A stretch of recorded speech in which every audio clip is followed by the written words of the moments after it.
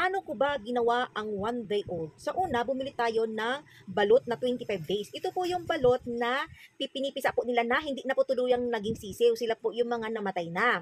O pagkatapos po ay akin po itong inilaga. Sa paglalaga po kasi ay kailangan ay hindi po masyadong overcook o yung sobrang luto. Kasi po pag binalatan na natin po yan ay madali na po siyang, kumbaga mahirap na po siya, yung balatan po sasama na po lahat, pati yung skin niya. Kaya dapat po ay yung saktong pagkakaluto lang po para hindi po madurog-durog din po pag ito po ay ating binabalatan. Kasi matrabaho din po itong gawin. Ang sakit po kaya sa katawan kasi nga sa mahabang oras ka rin nakaupo. Ang 1 day old ay matagal ko na rin po yung binibenta. Mabenta po yan. Ang iba nga po hindi na po nila nililinisan yan, hindi na rin nila tinatanggalan ng buhok. Ilalagay na lang po nila yan, babalutan na lang ng arena ng may buhok. Sa akin po kasi ang ginagawa ko ay piniprito ko po kasi yan. Kumbaga, tinatanggalan ko muna yan ng buhok, tapos i-adobo ko po yan, tapos saka ipiprito. Matrabaho po kayang gawin yung ganyan. Mabenta nga po siya nung binenta ko yan, ang daming bumili po, ang bilis. Yung pinagbilhan ko po pala ng balot ay matagal na po naming sugi yan kasi nagtitinda rin po kami ng lutong balot tsaka hilaw na balot.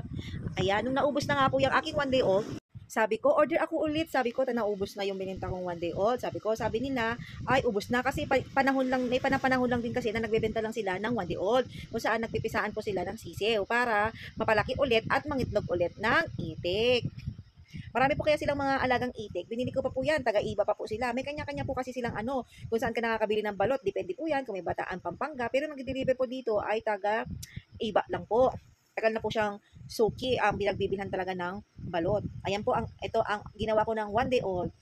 Yan, talagang pakalinis talaga ng mga buhok. Syempre, yung makakain naman talaga ay hindi na maiwan sa bibig yung buhok habang kinakain pag hindi mo tinanggal yan. Kaya kailangan talaga ay linisan nating mabuti. Napakahirap pong linisan po yan kasi nga matagal na pagkakaupo, talagang tiyaga-tiyaga sa paglilinis. O, ayan o. Nung bata nga yung anak ko, ang sipag niya kaya maglinis ng ganyan, gustong-gusto niya. Ngayong nagdalaga na siya, ayaw niya na maglinis. Talagang baliktad ata. Pag masipag ka nung bata at nagdalaga na, ay naku, hindi na masyadong masipag. Ayaw na nila. Para lang na siyang na, alam mo na, iiwan na. Hindi nga alam, sabi ko sa kanya, nung bata ka, di ba, gustong-gusto mo nga balatan yan eh. Si ako nang pumipigil sa'yo nung bata ka na, huwag ka magaganyan maglinis nga. Pero, mapilit ka. Alam nyo, sa totoo lang, mga kabataan ngayon, di mo sila mapapalinis ng ganyan. Gusto lang nila gala, mag-cellphone, ayan. Ayaw nila ng linis-linis na ganyan, kahirap na magtrabaho.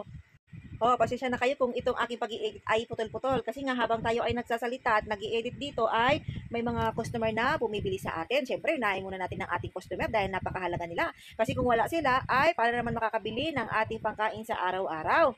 Kung ano mga gustong bilhin. Yan, buti na nga lang. Asawa ko, sagot niya ang ulam kasi ang mahal ng bilihin ngayon sa palengke. O ako naman dito, kahit paano, yung mga kinakain-kain, bigas, kuryente.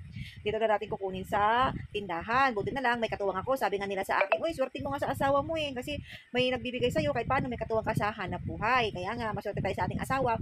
Kahit paano, ang pinakagusto ko sa asawa ko, anong una sa lahat, ay hindi po siya nananakit. Kasi karamihan ngayon kasi pag nagagalit, nananakit na ng asawa. Ang asawa ko, pag galit na yan, aalis na lang yan sa akin. Kung baga di naman lalayas, alisin na lang niya ako, di ba? Pag madaldalin ako, naiinis sometimes, siya na lang din ang nagpapasensya sa akin.